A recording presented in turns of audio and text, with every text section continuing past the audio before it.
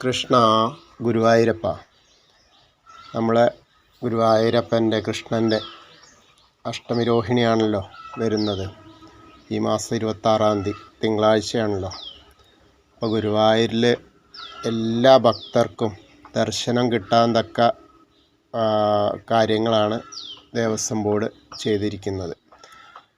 അതിൻ്റെ ഒരുക്കങ്ങൾ അവസാന ഘട്ടത്തിലായി തുടങ്ങി. അപ്പോൾ ശരിക്കും പറഞ്ഞാൽ ഭക്തർക്ക് ഏറ്റവും കൂടുതൽ വരുന്ന എല്ലാ ഭക്തർക്കും ദർശനം കിട്ടുക എന്നുള്ളതാണ് മെയിനായിട്ട്. ക്യൂ നിൽക്കേണ്ടി വരും, അത്യാവശ്യം നല്ല തിരക്കുണ്ടാവും, അതിപ്പോൾ അറിയാലോ. എന്നിരുന്നാലും ശരിക്കും അവിടെ ഇപ്പോൾ ക്ഷേത്രത്തിലെത്തുന്ന ഭക്തർക്ക് എന്തൊക്കെയാണ് ചെയ്യേണ്ടത് എന്നുള്ളൊരു കാര്യങ്ങളാണ് പറയാൻ ഉദ്ദേശിക്കുന്നത്. ഗുരുവായൂരപ്പൻ്റെ പിറന്നാളാണ്, അപ്പോൾ എല്ലാവരും വരും, തിരക്കാണെന്നുള്ളതാണ്.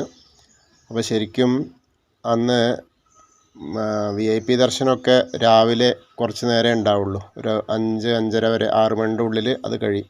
അതിന് ശേഷം എല്ലാം ജനറൽ ക്യൂ ആണ്. സ്പെഷ്യൽ ദർശനമൊന്നും ഇല്ല, 1000 രൂപയുടെ ഒന്നും ഉണ്ടാവില്ല.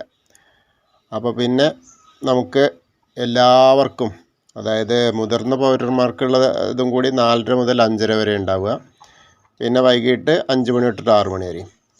ബാക്കി തദ്ദേശീയർക്ക് സാധാരണ ഉള്ള ആ 4:30 ടു 5:30 വരെ തന്നെ, 6 മണി വരെ മാക്സിമം കേട്ടോ.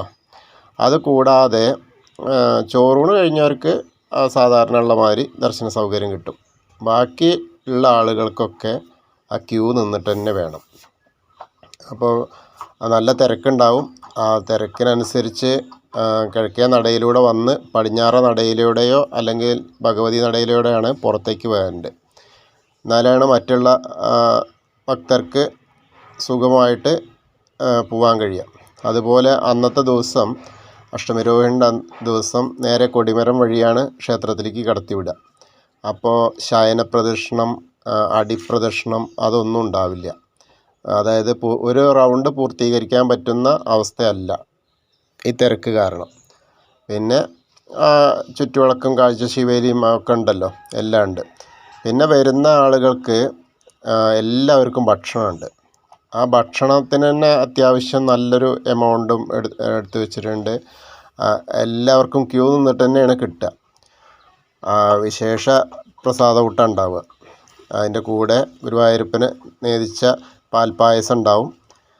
പിന്നെ രസകാളനും ഓലനും അവിയലും എരിശ്ശേരിയും, പിന്നെ പൈനാപ്പിൾ പച്ചടി, പിന്നെ മെഴുക്ക് പുരട്ടി, ശർക്കര വരട്ടി, കായ വറവ്, പിന്നെ അച്ചാറും പുളിയിഞ്ചിയും പപ്പടവും മോരും എല്ലാം ഉൾപ്പെടുത്ത ഒരു നല്ല സുഭിക്ഷമായ, അതായത് കണ്ണൻ്റെ പിറന്നാളാണല്ലോ, അപ്പോൾ സുഭിക്ഷമായ ഭക്ഷണമാണ് നമ്മൾ ഭക്തർക്ക് കിട്ടുക. അത് രാവിലെ 9 മണിക്ക് പ്രസാദകൂട്ട് ആരംഭിക്കും. ഉച്ചയ്ക്ക് 2 മണി വരെ വരിയിൽ നിൽക്കുന്ന ആളുകൾക്ക് എല്ലാവർക്കും കിട്ടും. അവിടെ അന്നലക്ഷ്മി ഹാളിനും പിന്നെ അതിനോട് ചേർന്നിട്ടുള്ളൊരു താൽക്കാലിക പന്തലും പിന്നെ ഗുരുവായൂരപ്പൻ ഓഡിറ്റോറിയത്തിലും ഉണ്ടാവും പ്രസാദകൂട്ട്. നമ്മളെ ഉത്സവത്തിനൊക്കെ ഉണ്ടാവില്ലേ, അതുപോലെ. അപ്പോൾ അത് ആ അന്നലക്ഷ്മി ഹാളിലേക്കുള്ള ക്യൂ നമ്മളെ ക്ഷേത്രക്കുളത്തിൻ്റെ വടക്ക് ഭാഗത്ത് തന്നെ ഭഗവതി നടരാധികനെ വരും. പിന്നെ തെക്കേ നടയിലെ പ്രസാദകൂട്ട് കേന്ദ്രം ശ്രീ ഗുരുവായൂരപ്പൻ ഓഡിറ്റോറിയത്തിൽ ക്യൂ പട്ടരുകുളത്തിന് വടക്കും തെക്കും ഭാഗത്തു നിന്നും ഒരുക്കും, അതായത് തെക്കേ നടയിൽ കേട്ടോ. പിന്നെ ഊണ് വിളമ്പാനൊക്കെ പ്രൊഫഷണൽ സംഘങ്ങളുണ്ടാവും. പ്രസാദകൂട്ട് ൻ്റെ ആൾക്കാരും ഉണ്ടാവും. ദേവസ്വം ജീവനക്കാർക്ക് പുറമെ 100 പ്രൊഫഷണൽ വിളമ്പുകാരെയും കൂടി അന്ന് ഉപയോഗിക്കുന്നുണ്ട്. അപ്പോൾ ഭക്ഷണം എത്ര അധികം ഉണ്ടെങ്കിലും അതൊക്കെ ഭക്തർക്ക് നൽകും. പിന്നെ അഷ്ടമിരോഹിണിക്ക് അപ്പം വഴിപാടുണ്ട്. അഷ്ടമിരോഹിണി ദിവസത്തെ പ്രധാന വഴിപാടാണ് ശരിക്കും അപ്പം. അപ്പോൾ അതിന് 35 ഉറുപ്പ്യ ഉണ്ട്. അപ്പോൾ അപ്പം ഷീട്ടാക്കിയാൽ അത് വാങ്ങാം, കൗണ്ടറിലൂടെ മാത്രമാണ് കിട്ടുള്ളൂ. പിന്നെ വേറെ എന്താണെന്ന് വെച്ചാൽ ഈ അന്നത്തെ ക്യൂ ഇപ്പോൾ എവിടുന്ന് തുടങ്ങുമെന്നൊന്നും പറയാൻ പറ്റില്ല, അത്രയും തിരക്കായിരിക്കും. അപ്പോൾ എല്ലാവർക്കും നല്ല ദർശനം കിട്ടും. കാരണം കൊടിമരം വഴി നേരെ കടത്തി വിടുമ്പോൾ ആളുകൾ വേഗം ആ ഫ്ലൈ ഓവറും കയറാതെ പോകാൻ പറ്റുമല്ലോ. അപ്പോൾ അത് ആളുകൾക്ക്, ഭക്തർക്ക് അതൊരു നല്ല കാര്യമായിരിക്കും.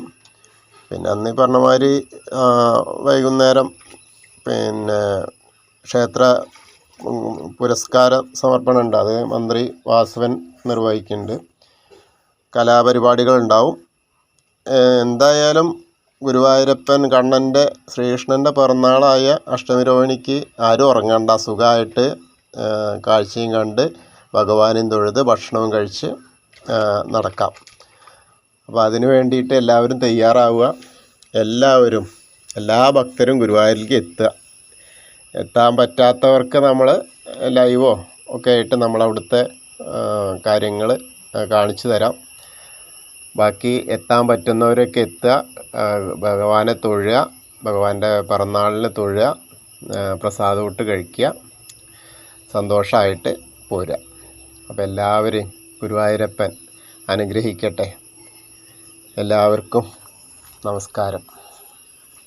ഇനി ചാനൽ സബ്സ്ക്രൈബ് ചെയ്യാത്ത ആളുകൾ സബ്സ്ക്രൈബ് ചെയ്യൂ, ലൈക്ക് ചെയ്യൂ, കമൻറ്റ് ചെയ്താൽ ഞാൻ മറുപടി തരുന്നതായിരിക്കും.